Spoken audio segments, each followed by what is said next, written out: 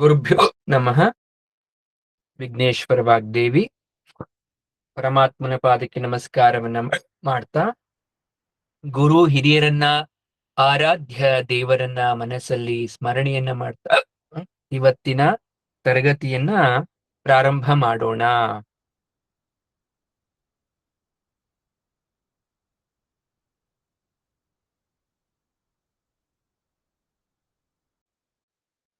ಇವತ್ತು ತರಗತಿಯನ್ನ ಸ್ವಲ್ಪ ಬೇಗ ಮಾಡ್ತಾ ಇದ್ದೀವಿ. ಕಾರಣ, ಹೊರಗಡೆ ಹೋಗ್ಬೇಕು ಮತ್ತೆ ನಿಮ್ ತರಗತಿ ಮಿಸ್ ಆಗ್ಬಾರ್ದು ಅನ್ನೋ ಕಾರಣಕ್ಕೆ. ಅಧಿಕ ಮಾಸ ಬೇರೆ ಕಡಿಮೆ ಇದೆ, ಇನ್ನು ಸಾಕಷ್ಟು ವಿಚಾರ ಮಾತಾಡೋದಿದೆ, ಸಾಕಷ್ಟು ವಿಚಾರ ತಿಳಿಸೋದಿದೆ.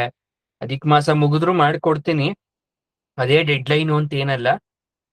ಒಟ್ನಲ್ಲಿ ಚೆನ್ನಾಗ್ ಆಗ್ಬೇಕು, ಆದಷ್ಟು ಮಿಸ್ ಆಗ್ಬಾರ್ದು. ಅದೇನ್ ಇನ್ಫಾರ್ಮೇಶನ್ ಇದೆಯೋ ಎಲ್ಲಾ ಸ್ಕಂದಗಳನ್ನ ಕವರ್ ಮಾಡ್ಬೇಕು ಅಂತಕ್ಕಂಥದ್ದು ಸೊ ನನ್ನ ಏಮು. ಈ ತರ ಏನಾದ್ರೂ ವ್ಯತ್ಯಾಸಗಳಾದಾಗ ಸಪೋರ್ಟ್ ಮಾಡ್ತೀರಾ ಅಂತ ಅನ್ಕೊಳ್ತೀನಿ. ಆಯ್ತಾ?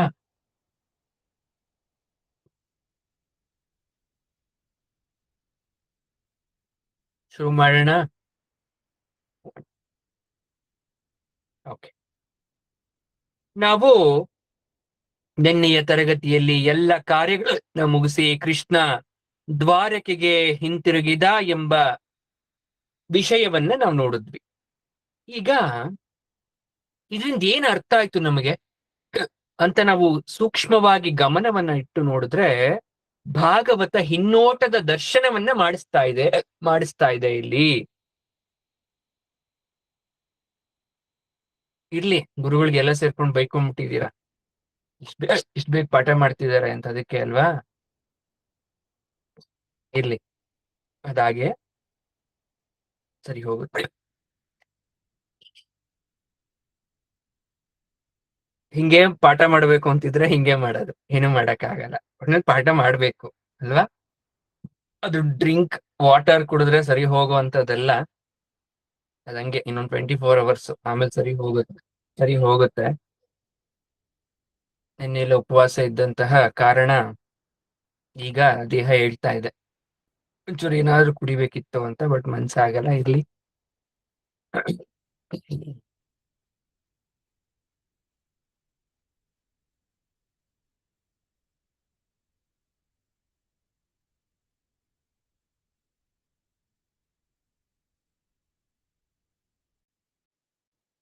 ಭಾಗವತ ಹಿನ್ನೋಟದ ದರ್ಶನವನ್ನ ಮಾಡಿಸ್ತಾ ಇದೆ.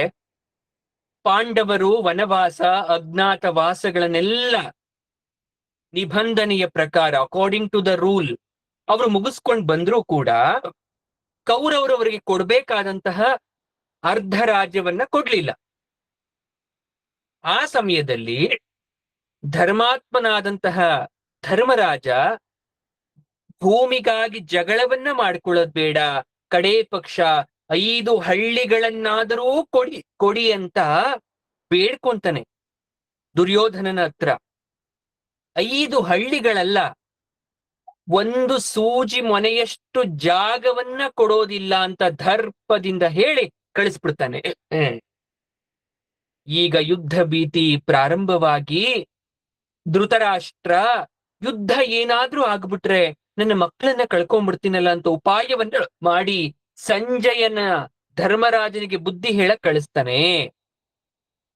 ಯಾರೋ ಧೃತರಾಷ್ಟ್ರ ಸಂಜಯನನ್ನ ಧರ್ಮರಾಯನಿಗೆ ಬುದ್ಧಿ ಹೇಳಕ್ ಕಳಿಸ್ತಾನೆ ದೂತನಾಗಿ.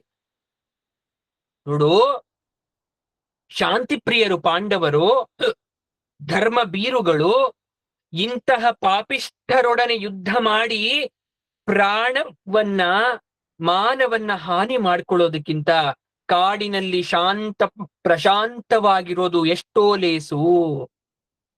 ಅದು ಅಲ್ಲದೆ ವನವಾಸದ ಜೀವನ ಅಭ್ಯಾಸ ಆಗೋಗ್ಬಿಟ್ಟಿದೆ. ಕಾಡಿಗೆ ಮತ್ತೆ ಹೋಗಿ ಶಾಂತವಾಗಿರಿ ಅನ್ನುವ ಸಂದೇಶವನ್ನ ಸಂಜಯನ ಹತ್ರ ಹೇಳಿ ಕಳಿಸ್ತಾನೆ. ನೋಡಿ ಎಂತ ದುರ್ಬುದ್ಧಿ. ಆದರೂ ಧೃತರಾಷ್ಟ್ರನಿಗೆ ನಿದ್ದೆ ಇಲ್ಲ ರಾತ್ರಿ ಎಲ್ಲ. ವಿದುರನಿಗೆ ಹೇಳಿ ಕಳಿಸಿದ ಸಂದೇಶ ಏನಾಯ್ತು ಅಂತಕ್ಕಂಥ ಚಿಂತೆ. ಸಂಜಯ ಹೋದ, ಆದ್ರೆ ಅರಮನೆಯಲ್ಲಿ ಧೃತರಾಷ್ಟ್ರನಿಗೂ ಚಿಂತೆ, ವಿದುರನಿಗೂ ಚಿಂತೆ. ಅಲ್ಲದೆ ವಿದುರ ಈಚೆಗೆ ಯಾಕೋ ನಿದ್ದೆನೆ ಮಾಡ್ತಾ ಇಲ್ಲ, ಎದ್ದೇ ಇದ್ದಾನೆ ರಾತ್ರಿ ಎಲ್ಲ. ಹಾಗೆ ಧೃತರಾಷ್ಟ್ರನ ಕಣ್ಣಿಗೂ ನಿದ್ದೆ ಬರ್ತಾ ಇಲ್ಲ. ಹೇಗ್ ನಿದ್ದೆ ಬರುತ್ತೆ? ವಿದುರ ಕೃಷ್ಣ ನಾಮ ಸ್ಮರಣೆಯಲ್ಲಿ ರಾತ್ರಿ ಎಲ್ಲ ಎದ್ದು ಕೂತ್ಕೊಂಡಿದ್ರೆ ಮೋಸ, ಕಪಟ, ವಂಚನೆ, ದ್ರೋಹ ಮಾಡಿದಂತಹ ಕ್ರೂಡನಿಗೆ ನಿದ್ರೆ ಬರ್ತಾ ಇಲ್ಲ. ಇಷ್ಟೇ ವ್ಯತ್ಯಾಸ. ಒಬ್ಬ ದೇವನಾಮ ಸ್ಮರಣೆಯಲ್ಲಿ, ಇನ್ನೊಬ್ಬ ಪಾಪದ ಸುಳಿಯಲ್ಲಿ ನಿದ್ದೆ ಮಾಡ್ತಾ ಇಲ್ಲ. ಮಾಡಿರ್ತಕ್ಕಂಥ ದ್ರೋಹ ಒಂದ ಎರಡ? ಅರಗಿನ ಮನೆ, ಕಪಟದ್ಯೂತ, ವಸ್ತ್ರಾಪಹರಣ ಎಲ್ಲವೂ ಕಾಡ್ತಾ ಇದೆ ಧೃತರಾಷ್ಟ್ರನನ್ನ. ಅವನಿಗೆ ಶಾಂತಿ ಬರ್ಬೇಕು, ನಿದ್ದೆ ಬರ್ಬೇಕು ಅಂದ್ರೆ ಪಾಪದ ಫಲವಾದ ದುರ್ಯೋಧನನನ್ನ ಮೊದಲು ರಾಜ್ಯದಿಂದ ಹೊರಗಡೆ ಹಾಕ್ಬೇಕು. ಅವಾಗ ಶಾಂತಿ ಅನ್ನೋದು ತನ್ನಿಂತಾನೇ ಸಿಗುತ್ತೆ. ನೆಮ್ಮದಿ, ನಿದ್ದೆ ಎಲ್ಲ ಲಭಿಸುತ್ತೆ. ಒಂದು ಕುಟುಂಬದ ಗೌರವಕ್ಕಾಗಿ ಒಬ್ಬ ವ್ಯಕ್ತಿಯನ್ನ ತ್ಯಾಗ ಮಾಡೋ ಸಂದರ್ಭ ಬಂದ್ರೆ ತ್ಯಾಗ ಮಾಡ್ಬೇಕಂತೆ. ಗ್ರಾಮದ ರಕ್ಷಣೆಗಾಗಿ ಒಂದು ಕುಟುಂಬವನ್ನ ದೂರ ಮಾಡ್ಬೇಕು ಅಂದ್ರೆ ದೂರ ಮಾಡ್ಬೇಕಂತೆ. ಆತ್ಮ ಸಂರಕ್ಷಣೆಗಾಗಿ ಈ ಲೋಕವನ್ನೇ ತ್ಯಜಿಸ್ಬೇಕು ಅಂದ್ರೆ ತ್ಯಜಿಸ್ಬೇಕಂತೆ. ವಿದುರ ಹೇಳ್ತಾ ಇರೋ ಮಾತಿದು ಧೃತರಾಷ್ಟ್ರನಿಗೆ. ಅಂದ್ರೆ ಅರ್ಥ ಮಾಡ್ಕೊಳ್ಳಿ, ನಾವೆಲ್ಲ ಕಣ್ಣಿಗೆ ಬಟ್ಟೆ ಕಟ್ಕೊಂಡ್ಬಿಟ್ಟಿದ್ದೇವೆ. ನಮ್ಮ ಜೀವನದಲ್ಲೂ ಇಂಥ ಹಲವಾರು ಸಿಚುವೇಶನ್ಸ್ ಬರ್ತಾ ಹೋಗುತ್ತೆ, ಸಂದರ್ಭಗಳು ಬರ್ತಾ ಹೋಗುತ್ತೆ. ನಮ್ಮನೇಲೆ ಒಬ್ಬ ದುಷ್ಟ ಇರ್ತಾನೆ, ನಮ್ಮನೆಯಲ್ಲೇ ಒಬ್ರು ದುಷ್ಟರಿರ್ತಾರೆ. ಅಥವಾ ನಾವಿರ್ತಕ್ಕಂಥ ಸಮಾಜ ಅಂದ್ರೆ ನೀವಿರುತ್ತಂತ ನಗರವೇ ದುಷ್ಟ ಜನಗಳಿಂದ ತುಂಬಿದೆ. ಅಂದ್ಮೇಲೆ ಆ ನಗರವನ್ನೇ ತ್ಯಜಿಸ್ಬೇಕು. ನೀವು ನಿಮ್ ಮನೇಲಿ ಇರ್ತಕ್ಕಂಥ ದುಷ್ಟನನ್ನ ದೂರ ತಳ್ಳಬೇಕು. ಇಲ್ಲ ಅಂದ್ರೆ ಅವನೊಬ್ಬನಿಂದ, ಅವಳೊಬ್ಬಳಿಂದ ಇಡೀ ನಿಮ್ಮ ಕುಟುಂಬಕ್ಕೆ ಕೆಟ್ಟ ಹೆಸರು. ದುರ್ಯೋಧನ, ದುಶ್ಯಾಸನ, ಕರ್ಣ, ಶಕುನಿ ಇವರೆಲ್ಲರ ಮಾತು ನಿನ್ಗೆ ಹಿತ ಅಂತ ಅನಿಸ್ತು, ನನ್ನ ಮಾತು ಹಿತ ಅಂತ ಅನಿಸ್ಲಿಲ್ವಾ ಅಣ್ಣ ಅಂತ ವಿದುರ ಮೂದಲಿಸ್ತಾ ಇದ್ರೆ ಇವರೆಲ್ರಿಗೂ ಒಳಗಡೆನೆ ಕೊತ ಕೊತ ಅಂತ ಕುದೀತಾ ಇದೆ. ಈ ಕಥೆ ನಿಮ್ಮೆಲ್ಲರಿಗೂ ಗೊತ್ತಿರುವಂತದ್ದು. ನಾನು ಮಹಾಭಾರತ, ಭಗವದ್ಗೀತೆ ತರಗತಿ ಮಾಡ್ಬೇಕಾದ್ರೆ ಹೇಳಿದ್ದೆ. ಭಾಗವತದಲ್ಲೂ ಇದರ ಅದೇ ಕತೆ ಬರ್ತಾ ಹೋಗುತ್ತೆ. ಅದೇ ಕ್ಷಣ ದುರ್ಯೋಧನ ಸಿಡಿದೆದ್ದ. ಯಾರೋ ಈ ತೊತ್ತಿನ ಮಗನನ್ನ ಒಳಗೆ ಬಿಟ್ಟವರು, ನನ್ನ ತಂದೆಯ ಸೋದರ ಎಂಬ ಒಂದೇ ಕಾರಣದಿಂದ ನಿನ್ನ ತಲೆ ಇನ್ನೂ ಉಳಿದಿದೆ, ಇಲ್ಲವಾದಲ್ಲಿ ಅದನ್ನ ಕತ್ತರಿಸಿ ಚೆಲ್ಲುತ್ತಿದೆ. ಯಾರಲ್ಲಿ ಹೊರಗೆ ದಬ್ಬಿ ಇವನನ್ನ. ಇದೇ ಮಾತನ್ನು ಕೇಳಿಸ್ಕೊಂಡ ಅವನಿಗೆ ಅತೀವವಾದ ನೋವಾಗೋಯ್ತು ವಿದುರನಿಗೆ. ಅಲ್ಲಿಂದ ಹೋಗ್ಬಿಟ್ಟವನು ಮತ್ತೆ ಯುದ್ಧ ಮುಗಿಯುವ ತನಕ ಬರ್ಲಿಲ್ವಂತೆ ಹಸ್ತಿನಾವತಿಗೆ. ಇದಕ್ ಮುಂಚೆಯೇ ತೀರ್ಥಯಾತ್ರೆ ಮಾಡ್ತಾ ಇದ್ದ ವಿದುರ ಯಮುನಾ ತೀರದಲ್ಲಿ ಉದ್ಧವನನ್ನ ಭೇಟಿಯಾಗಿ ಅವನಿಂದ ಪ್ರೇರಿತನಾಗಿ ಬ್ರಹ್ಮಜ್ಞಾನವನ್ನ ಪಡೆದುಕೊಂಡು ಮೈತ್ರೇಯರ ಬಳಿಗೆ ಬಂದ. ತೀರ್ಥಯಾತ್ರೆ ಮುಗಿಸ್ಕೊಂಡು ಬಂದವನು ನೋಡ್ತಾನೆ, ಪಾಂಡವರು ಗೆದ್ದು ಧರ್ಮರಾಜ ರಾಜನಾಗಿದ್ದಾನೆ, ಕೌರವರ ವಿನಾಶ ಆಗಿದೆ. ಬಹಳ ಸಂತೋಷ ಆಯ್ತು ವಿದುರನಿಗೆ. ಹಸ್ತಿನಾವತಿಗೆ ಹೋದ. ಧರ್ಮರಾಜನಿಗೆ ವಿದುರನನ್ನ ಕಂಡು ಬಹಳವಾಗಿ ಸಂತೋಷ ಆಯ್ತು. ಕಣ್ಣಲ್ಲಿ ಆನಂದ ಬಾಷ್ಪವನ್ನ ತುಂಬಿಕೊಂಡು ಹೋಗಿ ವಿದುರನ ಕಾಲಿಗೆ ಬಿದ್ದ. ಧೃತರಾಷ್ಟ್ರನಿಗೂ ಸೋದರ ವಿದುರ ಬಂದದ್ದು ಕೇಳಿ ಸಮಾಧಾನವಾಯ್ತು. ವಿದುರನನ್ನ ಹೃತ್ಪೂರ್ವಕವಾಗಿ ಸ್ವಾಗತಿಸಿದಂತವ್ರು, ಚಿಕ್ಕಪ್ಪ, ಪಕ್ಷಿಗಳು ಅವರ ಮಕ್ಕಳನ್ನ ಅಂದ್ರೆ ಕಂದಮ್ಮಗಳನ್ನ ಜೋಪಾನವಾಗಿ ರಕ್ಷಿಸುವಂತೆ ನಮ್ಮನ್ನ ನೀನು ರಕ್ಷಣೆ ಮಾಡದೆ ಅದನ್ನ ಮರಿಲಿಕ್ಕೆ ಸಾಧ್ಯನಾ?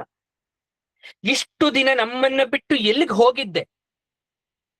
ಎಷ್ಟೊಂದು ತೀರ್ಥಕ್ಷೇತ್ರಗಳ ಸಂದರ್ಶನ ಮಾಡಿ ಬಂದಿದ್ದಿ, ನೀನ್ ಯಾಕೆ ತೀರ್ಥಕ್ಷೇತ್ರಕ್ಕೆ ಹೋಗ್ಬೇಕಾಯ್ತು?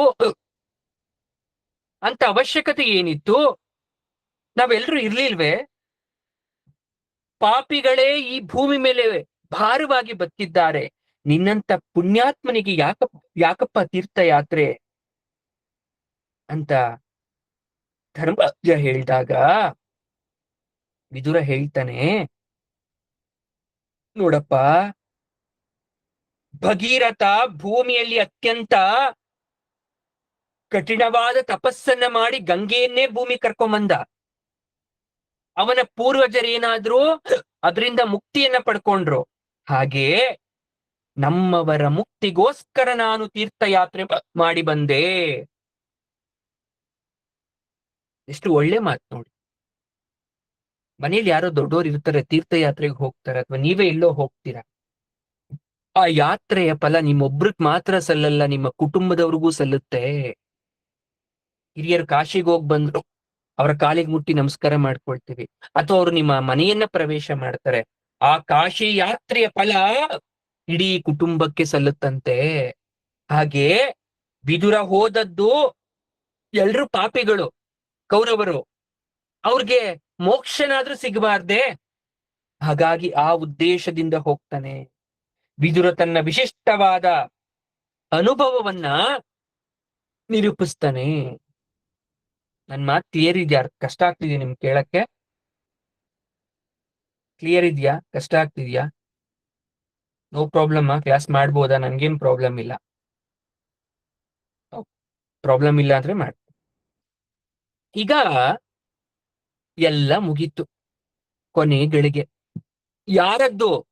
ಧೃತರಾಷ್ಟ್ರ ಗಾಂಧಾರಿಯರ ಅಂತಿಮ ಕ್ಷಣ. ಕುರುಕ್ಷೇತ್ರ ಯುದ್ಧವೆಲ್ಲ ಮುಗಿದಿದೆ, ಕೌರವರೆಲ್ಲ ಮೃತರಾಗಿ ಹೋಗಿದ್ದಾರೆ. ಧೃತರಾಷ್ಟ್ರ ಅನಿವಾರ್ಯವಾಗಿ ಪಾಂಡವರ ಮನೆಯಲ್ಲಿ ವಿಶ್ರಾಂತಿನ ತಗೊಳ್ತಾ ಇದ್ದಾನೆ.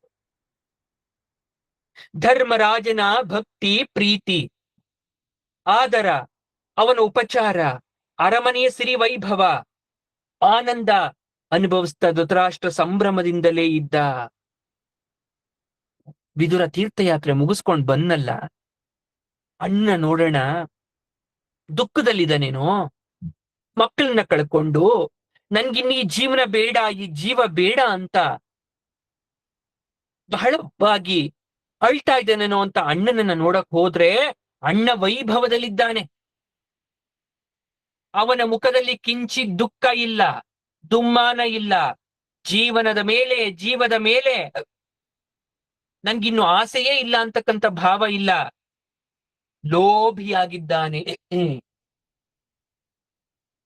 ಇಂತಹ ಸಂದರ್ಭದಲ್ಲಿ ಅಣ್ಣನನ್ನ ನೋಡಿ ಬಹಳವಾಗಿ ದುಃಖವಾಯಿತು ವಿದುರನಿಗೆ.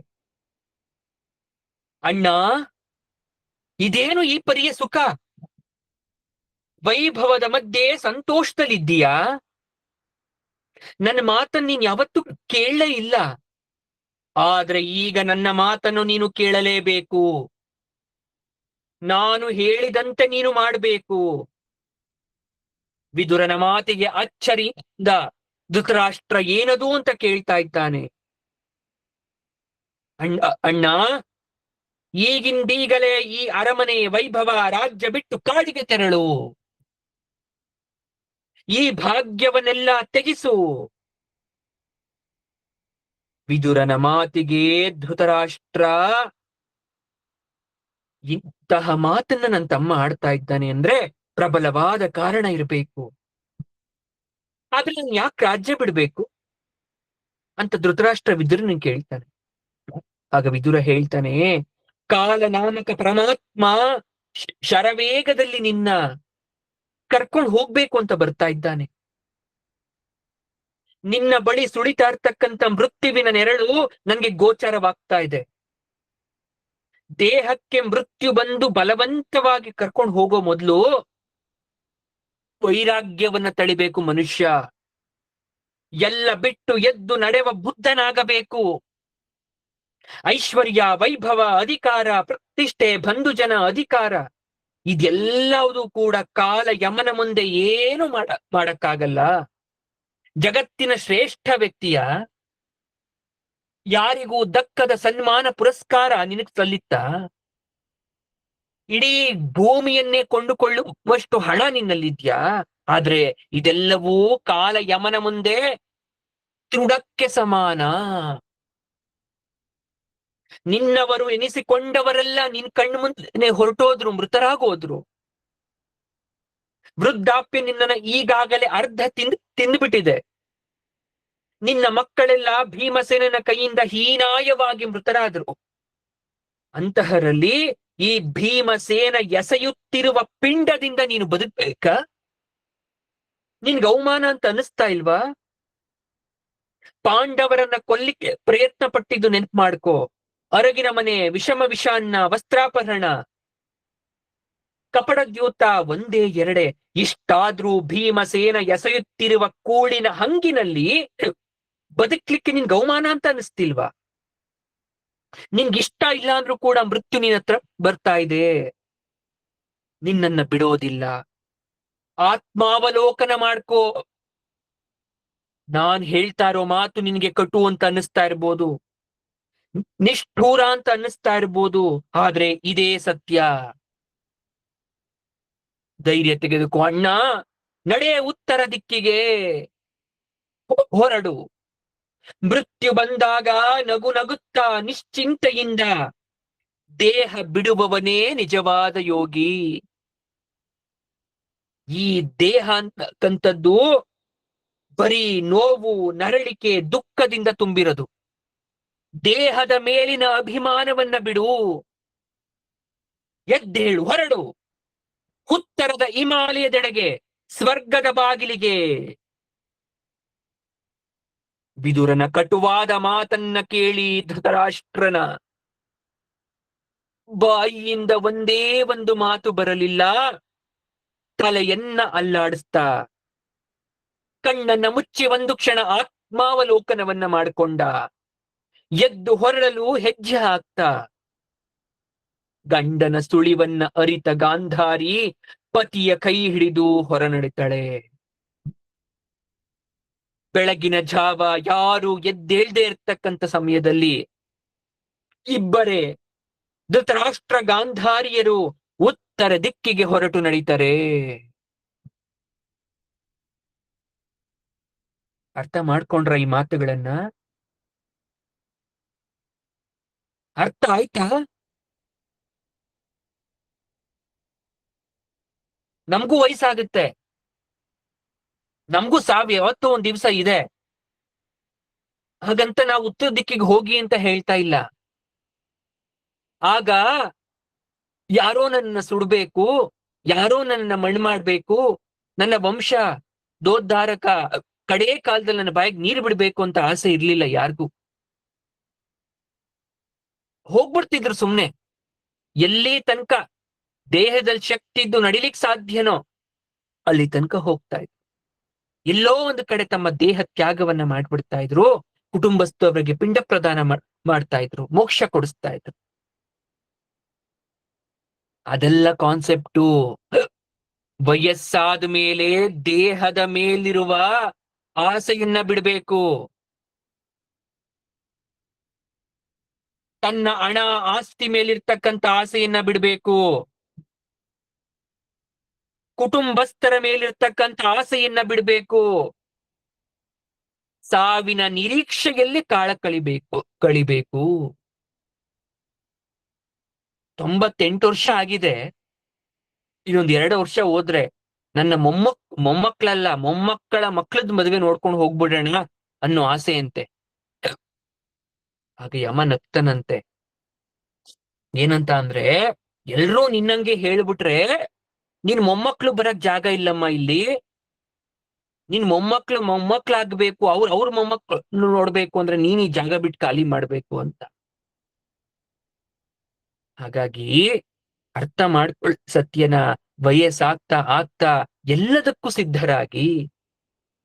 ಧೃತರಾಷ್ಟ್ರ ಕಣ್ಣಿಲ್ಲದೆ ಕುರುಡನಾದ, ನಾವು ಕಣ್ಣಿದ್ದು ಕುರುಡರಾಗಬಾರದು ಅನ್ನೋ ಸತ್ಯ.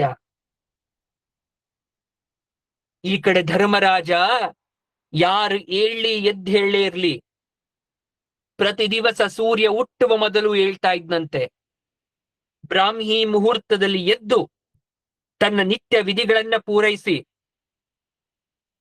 ಅವರು ತಂದೆ ತಾಯಿ ಅಲ್ಲದೆ ಹೋದ್ರು, ತಂದೆ ತಾಯಿಯ ಸ್ವರೂಪರು ಅಂತ ಪ್ರತಿನಿತ್ಯ ಬಂದು ಧೃತರಾಷ್ಟ್ರ ಗಾಂಧಾರಿಯರ ಕಾಲಿಗೆ ಬಿದ್ದು ನಮಸ್ಕಾರವನ್ನ ಮಾಡಿ ಆಶೀರ್ವಾದವನ್ನ ತಗೊಳ್ತಿದ್ದಂತೆ. ಬಂದು ನೋಡ್ತಾನೆ, ಇಬ್ರು ಇಲ್ಲ ಅಂತಃಪುರದಲ್ಲಿ. ಅವರ ಶಯನಾಗೃಹದಲ್ಲಿ ಗಾಂಧಾರಿ ಧೃತರಾಷ್ಟ್ರರಿಲ್ಲ. ಸಂಜಯನನ್ನ ಕೇಳ್ತಾನೆ, ದ್ವಾರಪಾಲಕರನ್ನ ಕೇಳ್ತಾನೆ, ಅರಮನೆಗೆಲ್ಲ ಹುಡುಕ್ತಾ ಓಡಾಡ್ತಾನೆ. ಅಷ್ಟರಲ್ಲಿ ನಾರದರು ಬಂದ್ರು. ಬಂದು ಅವನಿಗೆ ಉಪದೇಶವನ್ನ ಮಾಡ್ತಾ ಇದ್ದಾರೆ. ಧರ್ಮಜ, ಪಂಚಭೂತಗಳಿಂದ ಸೃಷ್ಟಿಯಾದದ್ದು ಈ ದೇಹ. ಇದು ಅಶಾಶ್ವತ. ಎಂದಿಗಾದರೂ ಬಂದೆಡೆಗೆ ಹಿಂತಿರುಗಲೇಬೇಕು. ಈ ದೇಹ ಕಾಲ ಕರ್ಮ ಸ್ವಭಾವದ ಬಂಧನದಲ್ಲಿದೆ. ಧೃತರಾಷ್ಟ್ರ ಗಾಂಧಾರಿಯರು ಈಗಾಗಲೇ ಹಿಮಾಲಯದ ಕಡೆಗೆ ತಮ್ಮ ಪಯಣವನ್ನ ಆರಂಭಿಸಿದ್ದಾರೆ. ಇಂದಿನಿಂದ 5ನೆಯ ದಿನ ಅವನು ಈ ದೇಹದಿಂದ ಮುಕ್ತನಾಗ್ತಾನೆ. ಗಾಂಧಾರಿ ಧೃತರಾಷ್ಟ್ರರ ದೇಹ ಆಶ್ರಮದಲ್ಲಿ ಬೂದಿಯಾಗುತ್ತದೆ. ಇದಾದ ಮೇಲೆ ವಿದುರ ಬದರೀಕಾಶ್ರಮಕ್ಕೆ ಹೋಗಿ ದೇಹವನ್ನ ತ್ಯಜಿಸ್ತಾನೆ. ಎಲ್ಲರೂ ಒಂದಿಲ್ಲೊಂದು ದಿನ ಈ ಜಗತ್ತು, ದೇಹ, ಮೋಹ, ಸ್ನೇಹ ಎಲ್ಲವನ್ನ ಬಿಟ್ಟು ಹೊರಡಲೇಬೇಕು. ಅದಕ್ಕಾಗಿ ನೀನು ದುಃಖಿಸಬೇಡ ಅಂತ ಉಪದೇಶಿಸಿ ನಾರದರು ಸ್ವಸ್ಥಾನಕ್ಕೆ ತೆರಳಿದ್ರು. ಆಯ್ತು, ಮುಂದೇನಾಗ್ತಾ ಇದೆ? ಕೃಷ್ಣನನ್ನ ಬಿಟ್ಟು ಬರಲು ಅರ್ಜುನನನ್ನ ದ್ವಾರಕ್ಕೆ ಕಳುಹಿಸಿ 6 ತಿಂಗಳಾಗಿರುತ್ತೆ. ಅರ್ಜುನನ ಸುಳಿವೇ ಇಲ್ಲ. ಧರ್ಮರಾಜ ಕಳವಳದಿಂದ, ಕಾತುರದಿಂದ ತಮ್ಮನ ನಿರೀಕ್ಷೆ ಮಾಡ್ತಾ ಇದ್ದಾನೆ. ಅನೇಕ ಅಪಶಕುನಗಳು ಆಗ್ತಾ ಇದೆ. ಅರಮನೆಯಲ್ಲಿ ಕೇವಲ ಅಶುಭಗಳೇ ಆಗ್ತಾ ಇದೆ. ಅಷ್ಟರಲ್ಲೇ ಅರ್ಜುನ ಬಂದ. ಧರ್ಮರಾಜ ಬಾಗಿಲಿಗೆ ಓಡಿ ಬಂದ ಅರ್ಜುನ, ದ್ವಾರಕೆಯಲ್ಲಿ ಎಲ್ಲ ಕ್ಷೇಮವಪ್ಪ. ಅಕ್ರೂರ, ಉದ್ಧವ, ಯಾದವರು ಎಲ್ಲ ಹೇಗಿದ್ದಾರೆ? ನಮ್ಮ ಕೃಷ್ಣ ಹೇಗಿದ್ದಾನೆ ಅದನ್ನ ಹೇಳು. ಅಣ್ಣ, ಕೃಷನಾಗಿ ಪೇಲವನಾಗಿ ಜೀವಚ್ಛವದಂತೆ ಅಂತ ಗಂಟಲ್ಲಿ ಗದ್ಗದವಾಯ್ತು. ಯಾಕೋ ದುಃಖ ಆಗ್ತಾ ಇದೆ ಅರ್ಜುನನಿಗೆ ಕೃಷ್ಣನ ಬಗ್ಗೆ ಹೇಳಲಿಕ್ಕೆ. ಅಣ್ಣ, ಮೋಸವಾಗೋಯ್ತು ನಮಗೆ. ಇನ್ನೆಲ್ಲಿಯ ಕೃಷ್ಣ ತನ್ನ ಅವತಾರವನ್ನ, ತನ್ನ ಕಾರ್ಯವನ್ನ ಮುಗಿಸಿ ಪರಂಧಾಮಕ್ಕೆ ಹೊರಟು ಹೋದ. ಹೋಗುವಾಗ ನನ್ನ ತೇಜಸ್ಸನ್ನ ಅಪಹರಿಸಿಕೊಂಡು ಹೋದ. ನಮ್ಮ ಬಂಧು, ಸಖ, ರಕ್ಷಕ, ಪ್ರಾಣ, ತ್ರಾಣ ಎಲ್ಲವೂ ಅವನಾಗಿದ್ದ. ಅವನು ಇನ್ನೆಲ್ಲವಣ್ಣ.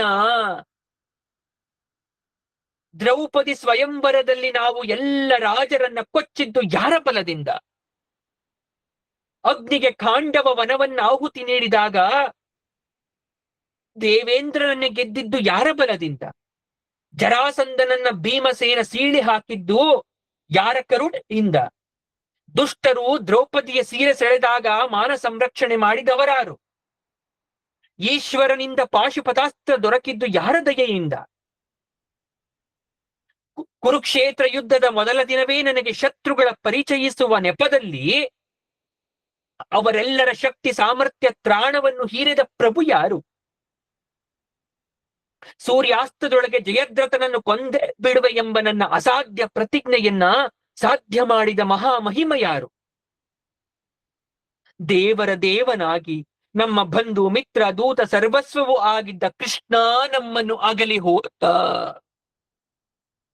ಅದೇ ಬಿಲ್ಲು, ಅದೇ ಬಾಣ, ಅದೇ ರಥ, ಅದೇ ಗಾಂಡೀವ.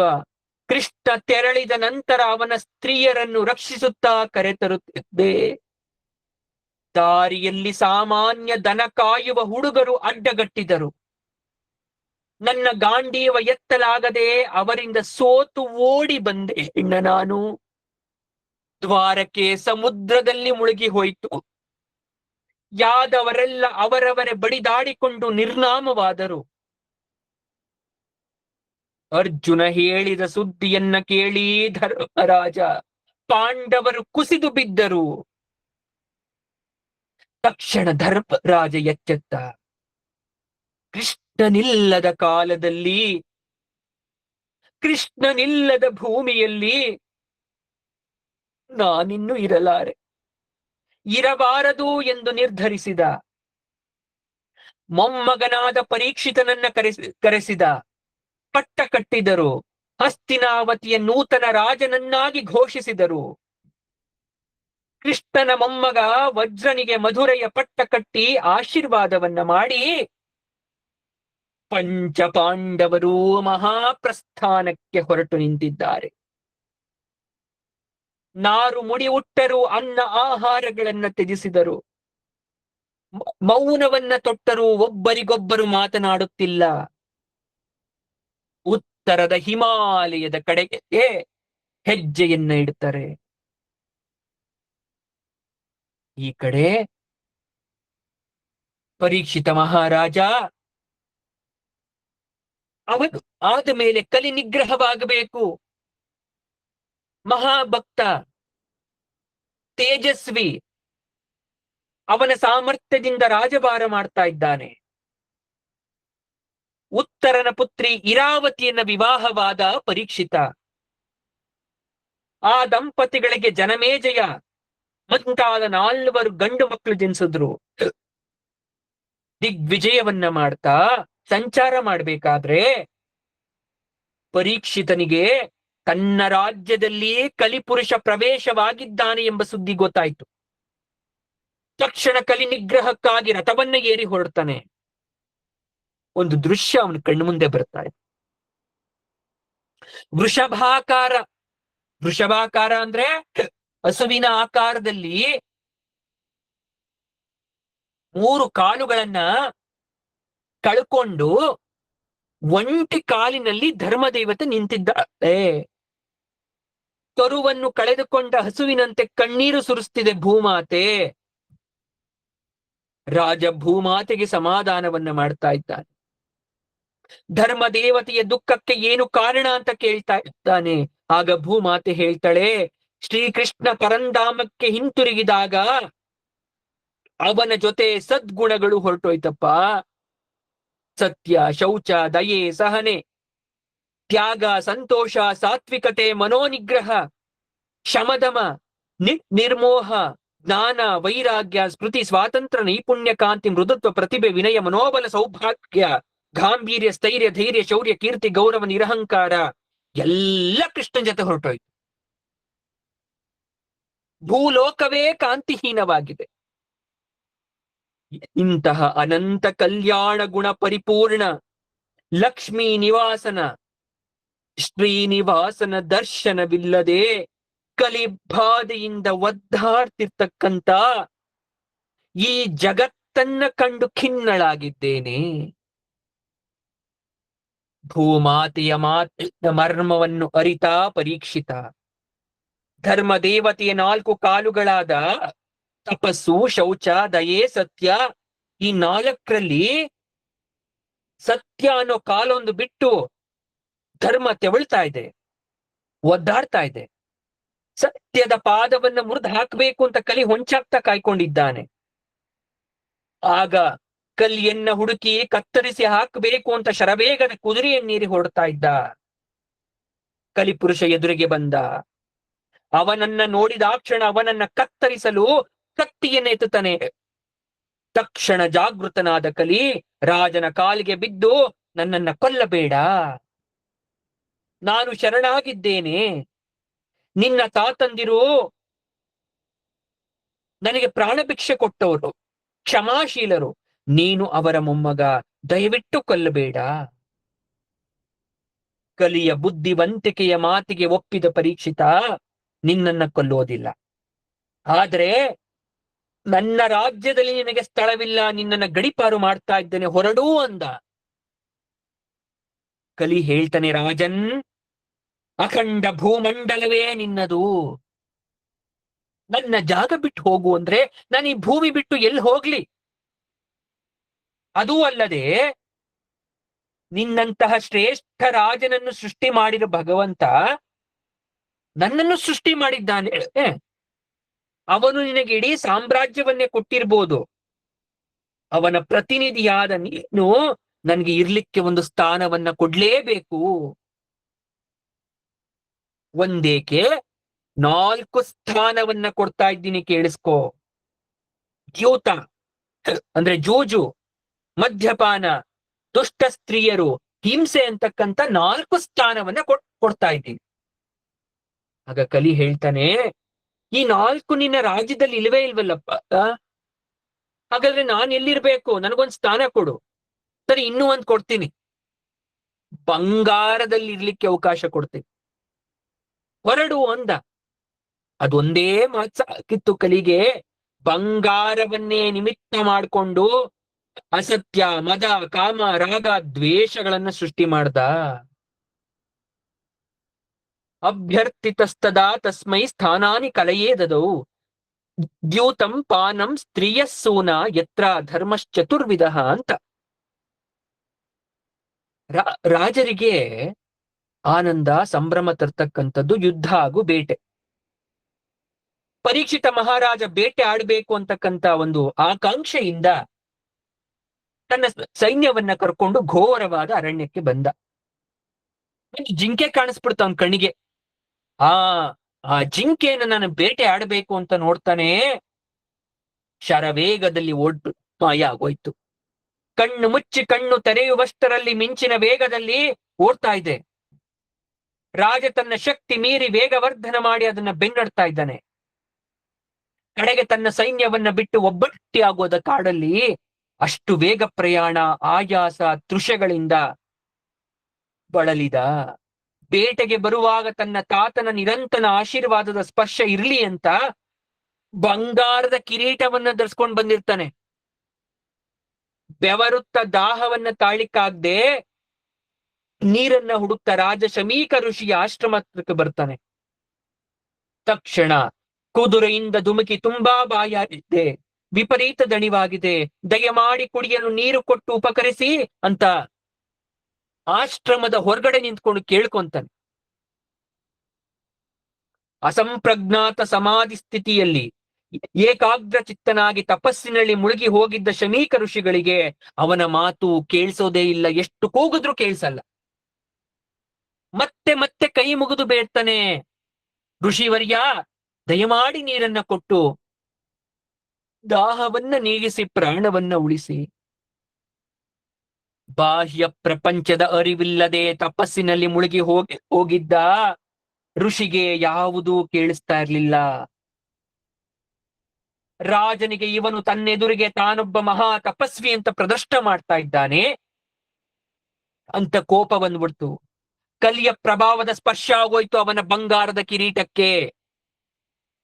ಆಕ್ರೋಶಗೊಂಡ ರಾಜ ಕೋಪದಿಂದ ಅಲ್ಲೇ ಮೂಲೆಯಲ್ಲಿ ಸತ್ತು ಬಿದ್ದಿದ್ದ ಸರ್ಪವೊಂದನ್ನ ಒಂದು ಕೋಲಿನ ಸಹಾಯದಿಂದ ಎತ್ಕೊಂಡು ಋಷಿಯ ಕೊರಳಿಗೆ ಹಾಕ್ಬಿಟ್ಟ. ಆಗಬೇಕು ನಿನಗೆ ಎಂದು ಮೂಗು ಮುರಿದ. ಹಾವನ್ನ ತೆಗೆದು ಋಷಿ ಮುನಿಯ ಮೇಲೆ ಹಾಕಿದ್ರು ಕೂಡ ಅದರ ಜ್ಞಾನ ಪರಿವಿಲ್ಲ. ಆ ಶಮೀಕ ಋಷಿಗಳ ಮಗ ಶೃಂಗಿ ಆಟದಲ್ಲಿ ಮಗ್ನನಾಗಿದ್ದ ಮುನಿಕುಮಾರರ ಜೊತೆಗೆ. ಮುನಿಕುಮಾರನೊಬ್ಬನ ರಾಜನು ಶಮೀಕರ ಕೊರಳಿಗೆ ಸತ್ತ ಸರ್ಪ ಹಾಕಿದ್ದು ಕಂಡು ಓಡಿ ಬಂದು ಆ ಶಮೀಕನ ಮಗನಾದಂತ ಶೃಂಗಿಗೆ ಹೇಳ್ತಾ ಇದ್ದಲ್ಲಿ, ಶೃಂಗಿ, ನಿನ್ನ ತಂದೆ ಕೊರಳಿಗೆ ಯಾರೋ ಒಬ್ಬ ರಾಜ ಸತ್ತ ಸರ್ಪವನ್ನ ಹಾಕಿ ಅವಮಾನ ಮಾಡಿದ್ದಾರೆ.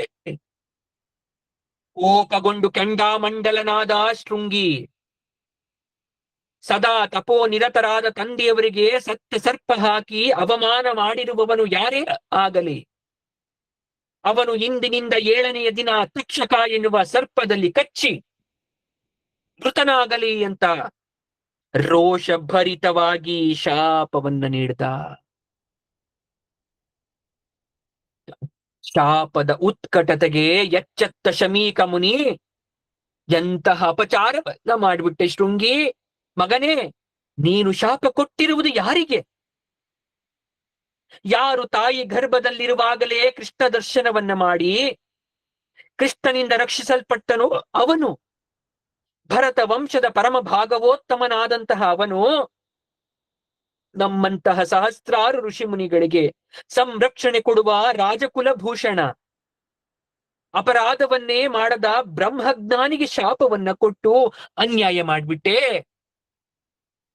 ಇದನ್ನ ಹಿಂತೆಗೆದುಕೊಳ್ಳುವ ಸಾಮರ್ಥ್ಯವೂ ನಿನ್ನಲ್ಲಿಲ್ಲ.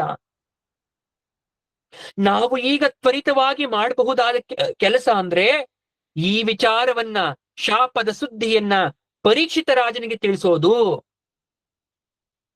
ತಕ್ಷಣ ರಾಜನಿಗೆ ಶಮೀಕರು ಶಾಪ ವೃತ್ತಾಂತವನ್ನ ತಿಳಿಸಿ ಬರುವಂತೆ ಶಿಷ್ಯನನ್ನ ಕಳಿಸಿದ್ರು.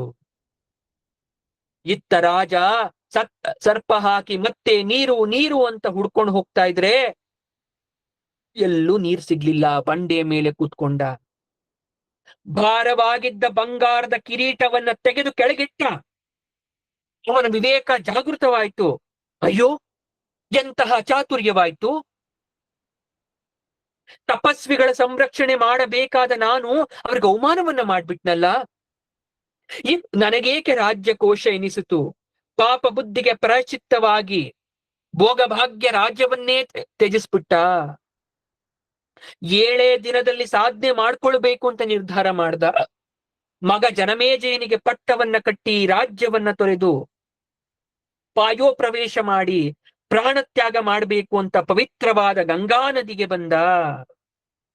ಅದ್ದೇವರಾಜಂ ಬಲಮೃತಕೋಶಂ ಪ್ರಕೋಪಿತ ಬ್ರಹ್ಮ ಕುಲಾನಲೋಮೆ ದಹತ್ವ ಭದ್ರಸ್ಯ ಪುನರ್ನಮೇ ಭೂತ್ ಪಾಪೀಯಸಿ ಧೀರ್ ದ್ವಿಜದೇ ವಾತಾಸು ಅಂತ ಗಂಗಾ ತೀರಕ್ಕೆ ಬಂದ.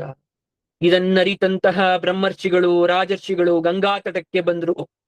ವಸಿಷ್ಠ, ಅತ್ರಿ, ಚವನ, ಕೃಪ, ಅರಿಷ್ಟನೇಮಿ, ವಿಶ್ವಾಮಿತ್ರ, ಮೈತ್ರೇಯ, ಭೃಗು, ಪರಾಶರ, ಭಾರದ್ವಜ, ಪರಶುರರು, ದೇವಲ, ಗೌತಮ, ಕಶ್ಯಪ, ಕಣಾದ, ವೇದವ್ಯಾಸರು, ನಾರದರು, ಪಿಪ್ಪಲಾದರು, ಅಗಸ್ತ್ಯರು, ಇಂದ್ರಮಪ್ರದ, ಮೇಧಾತಿಥಿ ಅಂತಕ್ಕಂಥ ಮಹಾ ಋಷಿಗಳು ಬಂದು ಸೇರಿದ್ರು.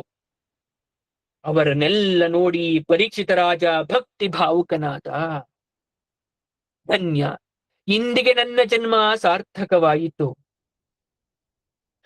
ಇಂತಹ ಎಲ್ಲ ಋಷಿಗಳನ್ನ ಒಟ್ಟಿಗೆ ನೋಡುವ ಭಾಗ್ಯವನ್ನ ಕರುಣಿಸಿದ ಆ ಬಾಲಕ ಇದ್ದ ದಿಕ್ಕಿಗೆ ನಮಸ್ಕಾರವನ್ನ ಮಾಡ್ದ. ಅವನ್ ಶಾಪ ಕೊಡದೆ ಹೋಗಿದ್ರೆ, ನನ್ನ ಸಾವನ್ನ ಹೇಳ್ದೆ ಹೋಗಿದ್ರೆ ಇವರೆಲ್ಲರೂ ನೋಡೋ ಭಾಗ್ಯ ಸಿಕ್ತಿತ್ತ ನನಗೆ ಸಾಯೋದಕ್ಕೂ ಮೊದಲು.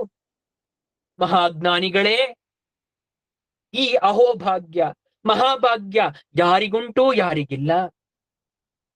ಈ ಕ್ಷಣವೇ ತಕ್ಷಕ ಬಂದು ಕಚ್ಚಿ ಹೋದರೂ ಚಿಂತೆ ಇಲ್ಲ.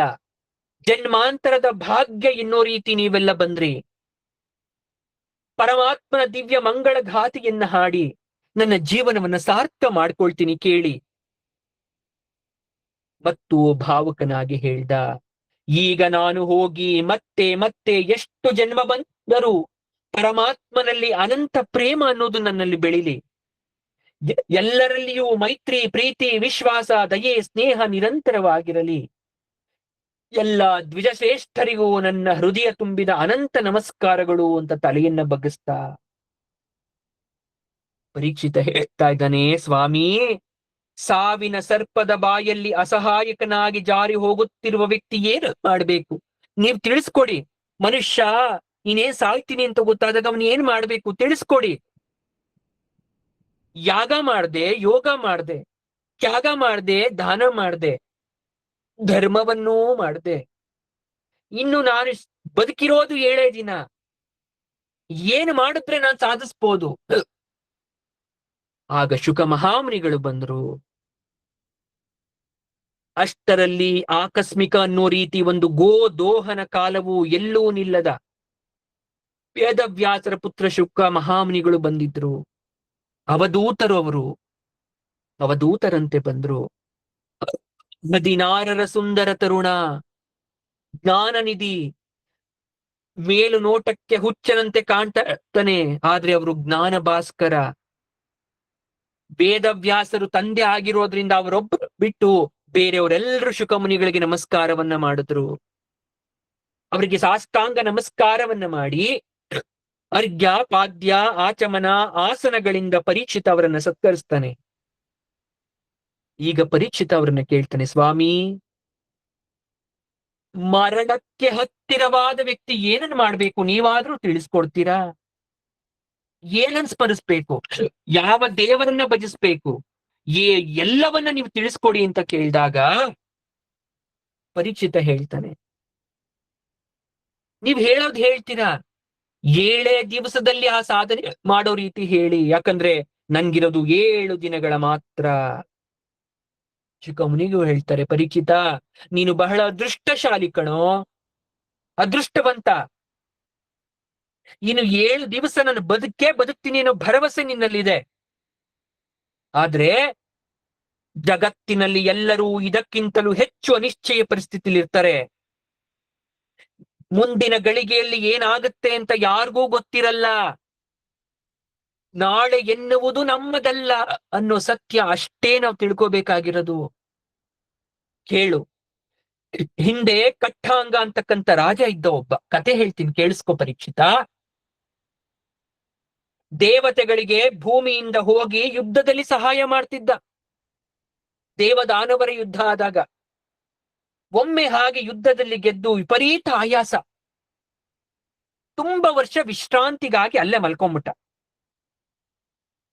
ಎದ್ದು ಬಂದು ನೋಡ್ತಾನೆ, ನಾನಿನ್ನು ಬತ್ತಿರೋದು ಒಂದೇ ಮುಹೂರ್ತ ಅಂತಕ್ಕಂಥದ್ದು ಗೊತ್ತಾಯ್ತು. ಒಂದೇ ಮುಹೂರ್ತ, ಅಷ್ಟೇ ಆಯುಷ್ಯ.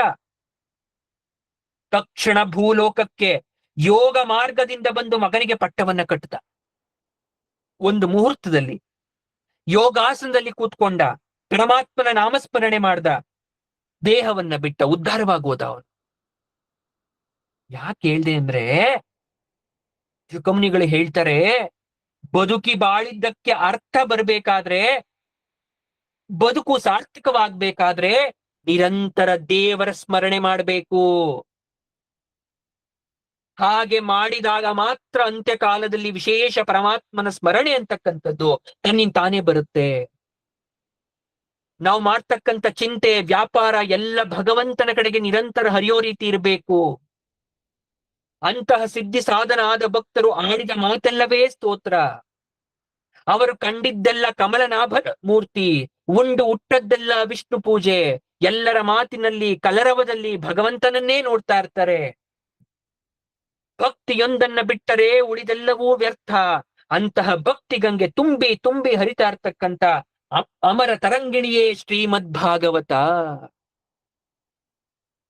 ಇದನ್ನ ನೀನು ಶ್ರವಣ ಮಾಡು, ಉದ್ಧಾರ ಆಗೋಗ್ತೀಯ. ಯತ್ ಕೀರ್ತನಂ ಯತ್ ಶ್ರವಣಂ ಯದೀಕ್ಷಣಂ ಯದ್ವಂದನಂ ಯತ್ ಸ್ಮರಣಂ ಯದರ್ಹಣಂ ಲೋಕಸ್ಯ ಸದ್ಯೋ ವಿಧುನೋತಿ ಕಲ್ಮಶಂ ತಸ್ಮೈ ಸುಭದ್ರ ಶ್ರವಸೇನ ಓ ನಮಃ ಅಂದ್ರು. ಪರೀಕ್ಷಿತ, ಭಗವಂತನನ್ನ ಕುರಿತು, ಅವನ ಲೀಲೆ, ಮಹತಿ, ಭೂತಿ, ವಿಭೂತಿ, ಅವನ ಅವತಾರ ಕುರಿತು ಶ್ರವಣವನ್ನ ಮಾಡು, ಅವನನ್ನ ಕೊಂಡಾಡು, ಅವನನ್ನ ಚಿಂತಿಸು, ಭಯದಿಂದ ಮುಕ್ತನಾಗು. ಪರಿಶುದ್ಧ ಭಕ್ತರ ಎಲ್ಲ ಚಿಂತನೆ, ವ್ಯಾಪಾರಗಳು ಭಗವಂತನ ಕಡೆಗೆ ಹರಿತಾ ಇರುತ್ತೆ. ಅವರ ಮಾತಲ್ಲಿ, ಗೆಜ್ಜೆನಾದದಲ್ಲಿ, ಸಮುದ್ರದ ಭೋರ್ಗರದಲ್ಲಿ, ಗಾಳಿಯ ಶಬ್ದದಲ್ಲಿ ಎಲ್ಲ ಕಡೆ ಭಗವಂತ ಕಾಣಿಸ್ತಾನೆ. ಭಗವಂತ ನೀಡಿರೋದ್ರಲ್ಲಿ ತೃಪ್ತರಾಗಿರ್ತಾರೆ. ಭಗವಂತನ ಮೇಲೆ ನಿಜವಾಗ್ಲೂ ಮನ್ಸಿರೋರು. ಮಲಗಕ್ಕೆ ಭೂಮಿ ಇರ್ಬೇಕಾದ್ರೆ ಹಾಸಿಗೆ ಯಾಕೆ ಬೇಕು? ತೋಳೆ ತಲೆ ದಿಂಬಾಗಿರ್ಬೇಕಾದ್ರೆ ದಿಂಬ್ ಯಾಕೆ ಬೇಕು? ಬೊಗಸೆ ಇರ್ಬೇಕಾದ್ರೆ ನೀರ್ ಕುಡಿಲಿಕ್ಕೆ ಲೋಟ ಯಾಕೆ ಬೇಕು? ದಿಗ್ವಸನವೇ ಇರ್ಬೇಕಾದ್ರೆ ಬೇರೆ ಬಟ್ಟೆ ಯಾಕೆ ಬೇಕು? ವೃಕ್ಷಗಳು ಹಣ್ಣು ಕೊಡುತ್ತೆ, ನದಿ ಹರಿತವೆ, ಪರ್ವತ ಗುಹೆಗಳೇ ಮನೆಯಾಗಿ ಆಶ್ರಯವನ್ನ ನೀಡ್ತವೆ. ಕೃಷ್ಣನೇ ಸಂಗಾತಿ ಆಗಿರ್ಬೇಕಾದ್ರೆ ಭಯ ಯಾಕೆ ಬೇಕು? ಅವನನ್ನೇ, ಆ ಪರಮಾತ್ಮನನ್ನೇ ಹೃದಯದಲ್ಲಿ ಪ್ರತಿಷ್ಠಾಪಿಸ್ಕೊಂಡು ಅವನ ಕಥೆಗಳನ್ನ ಶ್ರವಣ ಮಾಡ್ತಾ ಇದ್ರೆ ಧನ್ಯನಾಗ್ತ್ಯ.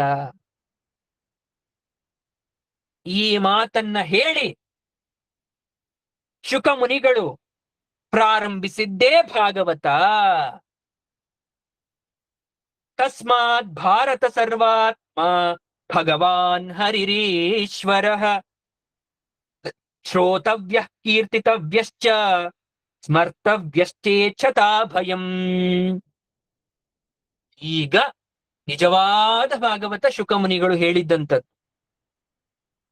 ಸೃಷ್ಟಿಯಿಂದ ಪ್ರಾರಂಭ ಮಾಡಿದ್ದು, ಇಷ್ಟೊತ್ತು ಕೇಳಿದ್ದು, ದೇವನಿಂದ ಇಲ್ಲಿ ತನಕ ಕೇಳಿದ್ದು, ಹೆಂಗೆ ಭಾಗವತಕ್ಕೆ ನಾವ್ ಎಂಟ್ರಿ ಆದ್ವಿ, ಹೌ ಭಾಗವತ ಸ್ಟಾರ್ಟೆಡ್, ಕ್ರಿಯೇಟೆಡ್ ಅಂತ ಈಗೊಂದು ಕ್ಲಾರಿಟಿ ಸಿಕ್ಕಿರುತ್ತೆ ನಿಮ್ಮೆಲ್ರಿಗೂ ಕೂಡ. ಭಾಗವತ ಅಂತಕ್ಕಂಥದ್ದು ಹೇಗೆ ಸೃಷ್ಟಿ ಆಯ್ತು ಇದು ಸೃಷ್ಟಿ ಆಗ್ಲಿಕ್ಕೆ ಕಾರಣ ಏನು ಅಂತಕ್ಕಂಥದ್ದು ಇನ್ ಮುಂದೆ ಶುಕ ಮಹಾಮುನಿಗಳು ಇದನ್ನ ಉಪದೇಶಿಸಲಿಕ್ಕೆ ಪ್ರಾರಂಭ ಮಾಡ್ತಾರೆ. ಸಪ್ತಾಹವನ್ನ ಮಾಡ್ತಾರೆ. ಯಾರ್ಗೆ? ಪರೀಕ್ಷಿತನಿಗೆ. ಈ ಭೂಮಿ ಅಂತಕ್ಕಂಥದ್ದು ಯಾವ ತರ ಸೃಷ್ಟಿ ಆಯ್ತು, ದೇವಾದಿ ದೇವತೆಗಳು ಹೇಗೆ ಸೃಷ್ಟಿಯಾದ್ರು ಅಂತಕ್ಕಂಥ ವಿಚಾರ ಇನ್ ಮುಂದೆ ಬರ್ತಾ ಹೋಗುತ್ತೆ. ಅದನ್ನ ನಾವು ಇನ್ನ ಮುಂದಿನ ತರಗತಿಯಲ್ಲಿ ತಿಳ್ಕೊಳ್ತಾ ಹೋಗೋಣ. ಸರ್ವಂ ಶ್ರೀ ಭಾಗವತ ಪಾದಾರ್ಪಣಮಸ್ತು. ಸರ್ವಂ ಶ್ರೀ ಕೃಷ್ಣಾರ್ಪಣಮಸ್ತು.